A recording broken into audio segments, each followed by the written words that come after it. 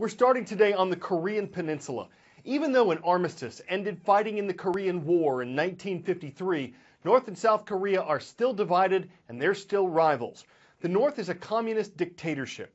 The South is a republic and an ally of the U.S.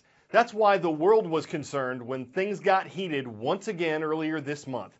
Landmines badly wounded 2 South Korean soldiers who were patrolling the demilitarized zone between the two countries. North Korea denied laying them, but South Korea responded by making propaganda broadcasts across the border. That infuriated the North. Troops were mobilized. Talk of war was in the air. But things settled down yesterday when the two sides reached an agreement. North Korea said it regrets that South Korean soldiers were injured by landmines, and South Korea planned to stop its propaganda broadcasts.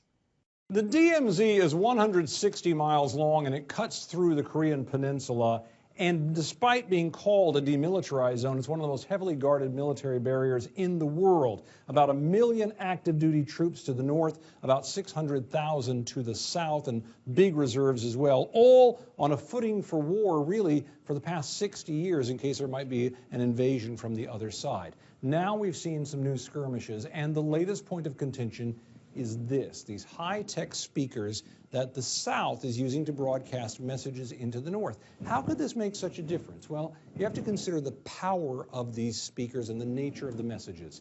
These speakers, one unit, for example, set in the mountains along the south here, would have the capability of reaching by day about 6 miles into the north, by night about 12 miles in, when the sound carries a little bit better. The messages that have been sent recently have been very sharply critical of the northern leadership. Sometimes they use defectors to the south to call out to their former countrymen. And the North feels a little bit powerless to do anything about this in terms of a quid pro quo, because even though they have their own speaker systems, theirs will only carry about 1 mile. And in some cases, that will not even get them across the DMZ itself. To the Middle